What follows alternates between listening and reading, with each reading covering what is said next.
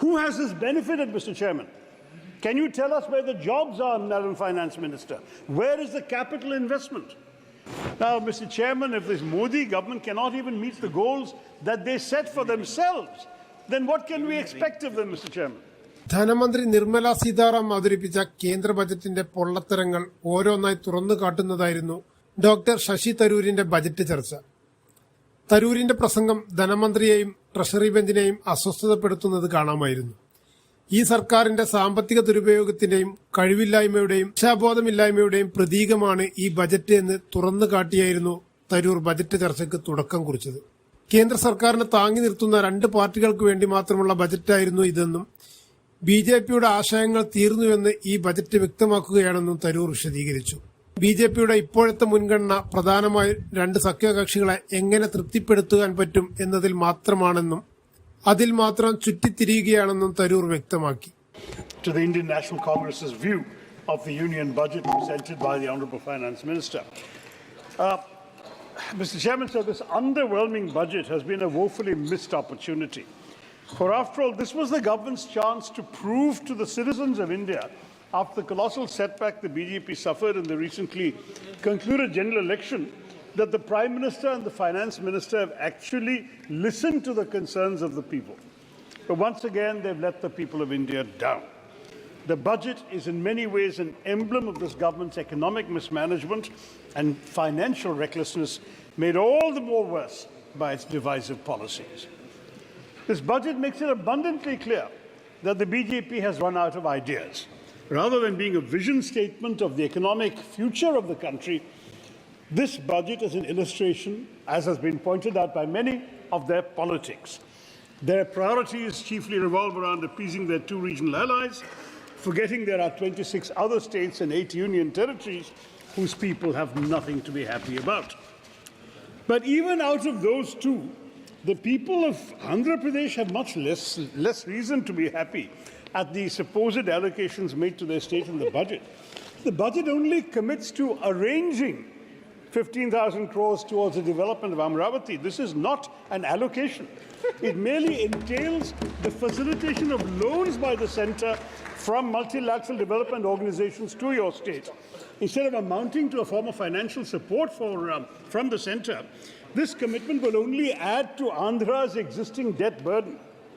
The other promises made, of course, are the very ones broken in the NDA's first term. One only hopes that another no-confidence motion will not again have to follow.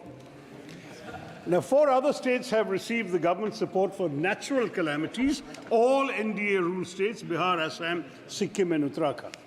On the other hand, India alliance states find themselves cast out and ignored. Indeed, Karnataka, Tamil Nadu, as well as my home state of Kerala, have time and again sought funds for natural calamities, from cyclones to rapid coastal erosion, and they've got none. Bihar received 26,000 crores for its highways, but Karnataka had sought and got nothing for the critical road infrastructure projects in Bangalore. For the government of India, it seems some states are more equal than others. But in fact, this government's corporate tax cuts have meant a revenue loss over the last 5 years of an astronomical 8.7 lakh crore rupees foregone by the government. Who has this benefited, Mr. Chairman? Can you tell us where the jobs are, Madam Finance Minister? Where is the capital investment? While no one, Mr. Speaker, expected any better from this government, it's extraordinary that in India, individuals pay more direct tax than corporates. Budgeted figures of higher direct taxes from individuals and lower from corporates will surprise voters and should shame the government. Perhaps they are ashamed since they've stopped even releasing detailed GST revenue collection data, allegedly because their GST collections are so high that they dare not reveal the extent to which the Aam Aadmi is subsidizing this government through regular purchases that they pay GST on, while the government subsidizes a favored few. But once again, concealing data is a specialty of this government. Remember the PM CARES Fund. During the UPA years, Mr. Chairman, personal income tax was 21% of total tax collection, corporate tax was 35%. Today, the share of corporate taxes out of total tax collection is the lowest level ever at just 26%, while the share of personal income tax in total tax collections has increased to 28%. But while this has gone on, private investment has nosedived from a peak of 35% of GDP under Dr. Manmohan Singh to below 29% during this government's 10 years of BJP rule. But they've slashed the UGC budget by 60%, and fears do abound now that this will reduce the UGC to purely a regulatory agency, encourage universities to start more self-financing courses, creating an additional financial burden on students, and will also make more universities dependent on loans from the Higher Education Financing Agency, a complete transformation in our education environment. On top of that, in 2019, the government introduced a 4% education and health cess, which is not a sustainable source of revenue for the government, but this cess has financed 70% of total educational expenditure after 2015. So that is another source of worry. So there's little to cheer on health and education, but should we welcome the government's belated recognition of the worst ever employment crisis in our country in history by their borrowing the Congress Party's proposed apprenticeship scheme and renaming it? No. First, because the exaggerated claims of the government that it added 125 million jobs in its 10 years, including 47 million last year, are completely fake. They include unpaid labor, and even 1 hour's work a week has been counted as a job. Second, because they've diluted our scheme.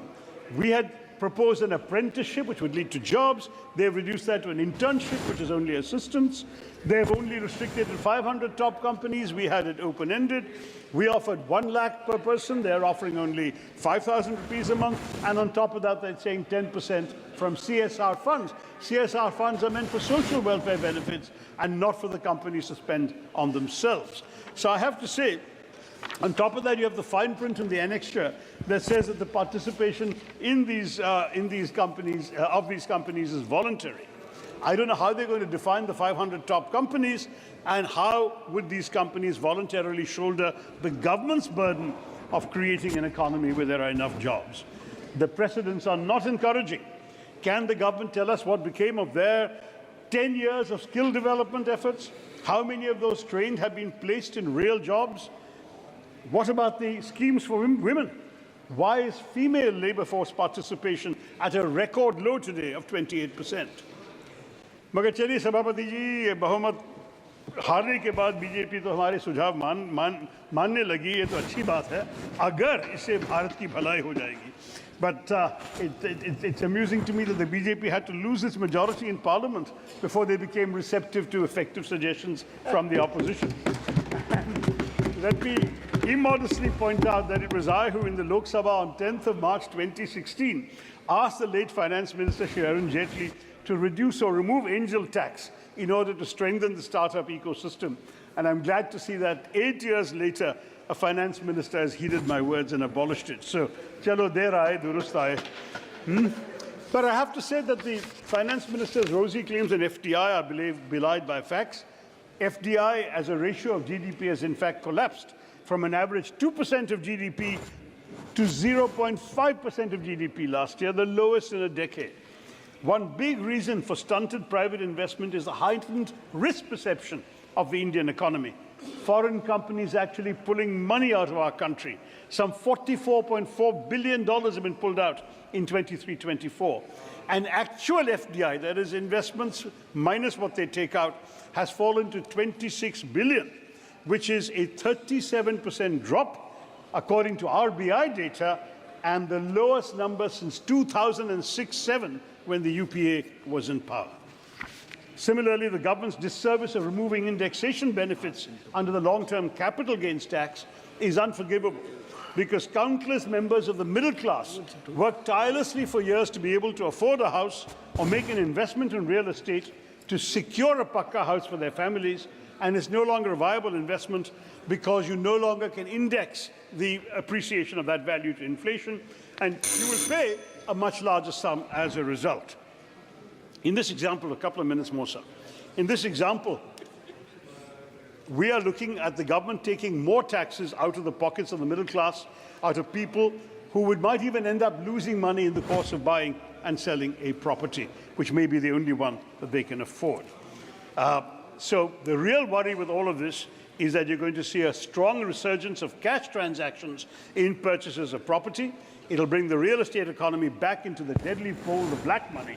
So much for na khaunga na khane dunga. I must say, sir, the government keeps boasting of capex and infrastructure, but the fact is that, and it even says it will create jobs in the tourism sector because of this.